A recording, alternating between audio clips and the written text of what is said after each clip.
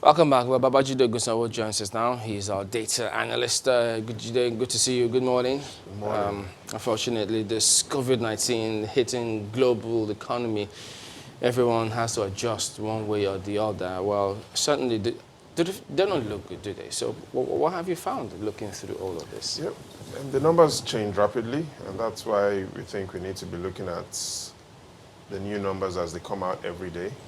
But what we've seen is that in the last 15 days, the shape of the virus has changed.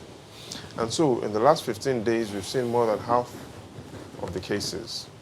But perhaps one way to look at it is to, first of all, look at what has happened in the last 15 days. Countries with over 1,000 new cases, emphasis on new cases. And if we look at that, the perception initially was that it's an Asian problem, that China is the cause of the virus. Well, the evidence shows that today we have 305,000 cases, but 49% of those cases are in Europe. So it's really not the Chinese problem anymore. Only 39% of those cases are in Asia. America has 11% of all global cases, and Africa and Oceania less than 1%. So there are more cases of coronavirus today in Europe than in Asia. And in the last 15 days, we've seen where those new cases are concentrated. Europe, Italy, in the last 15 days, over 80,000 cases. In the US, over 50,000 cases. Spain, Germany, and a lot of other countries in Europe is where those cases are concentrated. France. You know, there's a story I'd like to share with you quickly by Cheryl Strayed, a popular female American author.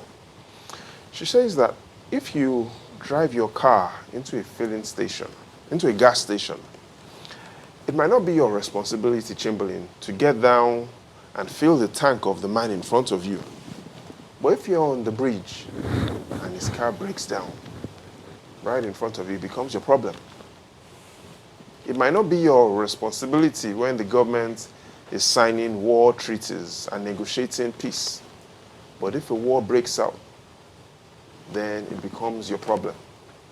It might not be your responsibility if you live in an estate and everybody hasn't paid their estate dues because you've paid yours. Or when the estate decides to shut its gates, then it becomes your problem. And so there are several Nigerians and many Nigerians that today think that the virus isn't their responsibility. And like the case of the man at the gas station, yes, it's not your responsibility to fill his tank. But when the car breaks down, it becomes your problem, especially if you're on the bridge and you're running late. So the COVID-19 virus is your responsibility, everybody's responsibility, because eventually it will become everybody's problem. Even though many people think it's a hoax? You know, we don't have to wait until it becomes reality here. Just 30 days ago, the number of coronavirus cases in the US was only 30, just 30 days ago. Today, over 30,000. Everybody's concerned about Italy. Just 30 days ago, there were only 30 cases of the virus in Italy. Today, over 50,000. Today in Nigeria, only 30 cases. But what we've seen countries of how in 30 days it's gone from 30 to 50,000. And so we need to be more extreme, more aggressive with how we look at this. All right, let's take a look at the next slide and see some of those issues that you equally highlighted there. Because, I mean, yes, we've seen how it's having its global impact and also impacting us locally here. But if they can just, okay, there you go. So these are the countries with a higher fatality High rates. fatality rates. So the country currently, and these numbers keep changing every day, and we'll be updating viewers every day. Currently, Sudan has the highest fatality rate in the world. But let's be careful. The reason why Sudan has the highest fatality rate is they've had only 2 cases and 1 person has died. You have countries like the Czech Republic that have had over 900 cases, no deaths. And so that's why fatality is high. Now, it's also important to let people understand that when we say countries with higher fatality rates, we are focusing on countries that have a higher fatality rate than average. The average fatality rate of the virus is 4%. In other words, here's what it means. If you have the virus, which is first of all, there's a low probability that you'll have the virus.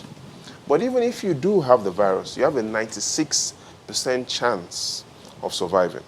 And so it's important that people don't share panic, because the virus isn't, yes, there's a possibility that the virus will go very fast, but those that have had the virus globally, only 4% have died. And so countries that have higher fatality rates of above 4% is where we should really be concerned about. So Sudan, 2 cases, 1 has died. Gabon, we've had 3 cases in Gabon. 1 person has died. So a 33% fatality rate. At the Cayman Islands, 3 people have had the virus, 1 death. But you know, we know the case with Italy. Many consider them now the epicenter of some of this now, since China has recovered. And so when they see 9% fatality rate in Italy, they think, whoa, does that represent, because a huge number of people have contracted it there, but still a 9% fatality rate? Yes, and that 9% is because in Italy today, 53,000 people have gotten the virus, and 5,000 people have died. And so if you work it out, 5,000 deaths, 53,000 cases, their fatality rate is higher, at 9% higher than the global average fatality rate of 4%. So today in Nigeria, 30 cases, 0 deaths, 0 fatality. And what is important is that it is important that we reduce the spread of the virus. Because if we're not able to reduce the spread of the virus, then the fatality rate goes higher. But here's what the World Health Organization tells us about the virus, that if it is not managed, and that is how it multiplies, an infected person can infect as much as 3 people. And then you have 3 people that are infected, each infecting another 3 people. And that's what really causes the multiplier effect. Well, you know, because we're Africans, let's look at what has been happening in Africa so far. And the evidence we have as of this morning is that we're just a little over 1,000 cases in Africa. Tomorrow, perhaps, I'll share what people are concerned about and what a lot of people have been talking about. That is it because of our climate and geography? And so we'll be able to look at if there's some relationship between Africa's geography or countries that have higher temperatures or lower temperatures. What's that correlation? But at the moment, approximately half of the cases in Africa are And speaking about Africa, look on where we are. So Egypt, approaching 300 cases. South Africa, approaching 300 cases. Between Egypt and South Africa is where half of the cases in Africa are concentrated in. Today, out of the 54 countries in Africa, there are only 13 countries that haven't recorded any case of the coronavirus. That is the statement of fact. Here's what it means. 75% of Africa is infected with the virus. Already. And because of the concerns about inadequate medical facility, the continent that more than ever before needs to make sure that the virus doesn't spread is Africa. That is the challenge we really face, making sure that the virus doesn't spread. And there's only one way the government can do that: providing more information and also ensuring that it takes more aggressive and more extreme, some people call it draconian steps, which is what China did with the Wuhan case, making sure that they take very firm steps. Now, a lot of people have asked, how was China able to do it? Now, one advantage China has is its system of governance, communism. With democracy, there are lots of bottlenecks. There are lots of procedures. There are lots of approvals required. You need to set up task forces. You need to set up committees. In a communist system, decisions are made quicker and executed. and executed But immediately. there's also the challenge of awareness. a deepening of the awareness and widespreading, if you can use that word, the awareness all over the place, because a lot of people don't even know the severity of this. You're right. And speaking of awareness, perhaps I would like to share something that the World Health Organization have done. They've partnered with Facebook and WhatsApp. And to all listeners and viewers, there's a special number that you can use to get regular updates about the virus and what is going on and how to prevent it. And that number is plus 41 798 931 892. And I'll take that again. Plus 41 798 931 892. And once you save that number on your phone and you go to your WhatsApp message and just send hi, from then on you'll be getting regular updates from the World Health Organization about how you can prevent the virus, who perhaps most likely around you has the virus and what you should. And that information is free. Okay. All right. So we'll get across to you, all you WhatsAppians. Because we're at that age right now. There are also security implications to the virus. Now that a lot of workers are going to be sitting at home, they're going to be at home using their phones. So the government and security agencies need to also do more to ensure that hackers, because this is the prime time for hackers, people that want to steal data, key personal information like yours from your phone, generally. So we'll expect that. Those KPIs, they shouldn't try because they'll find nothing. but these numbers keep changing regularly. We need to keep updating viewers about the numbers. You know, when initially it seemed to be a Chinese and Asian problem, but the facts today shows that approximately half of those that have coronavirus cases are living in Europe. All right, Jido Guso, our data analyst, thank you for your time, and then we'll get more information out there to the people. We're back in a moment. Stay with us.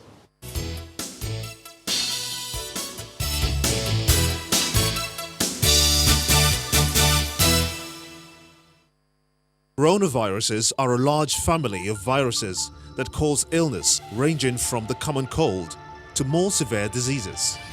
The current outbreak, COVID-19, is the new strain that has not been previously identified in humans.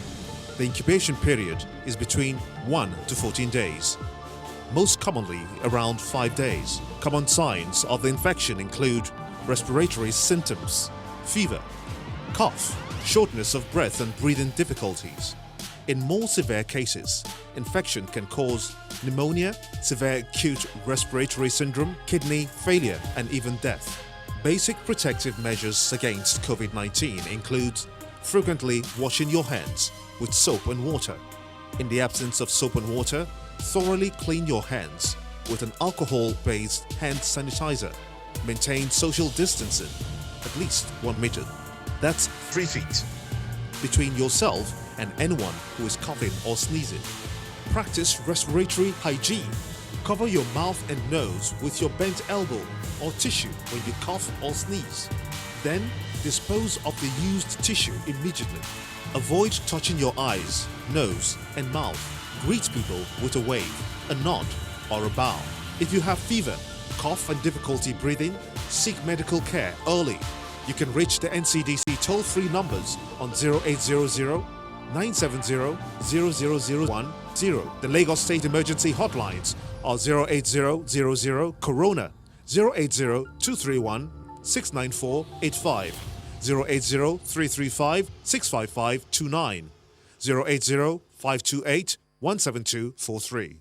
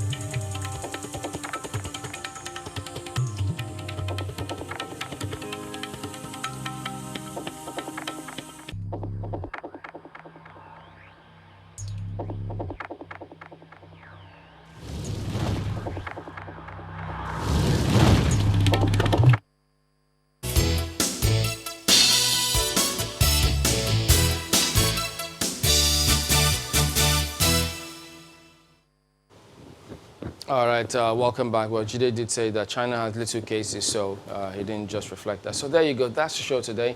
Thank you for watching, and don't forget, wash your hands, most importantly. We'll see you next time. I'm Chamberlain Uso. And I'm Ayo Makide. Please, do keep safe.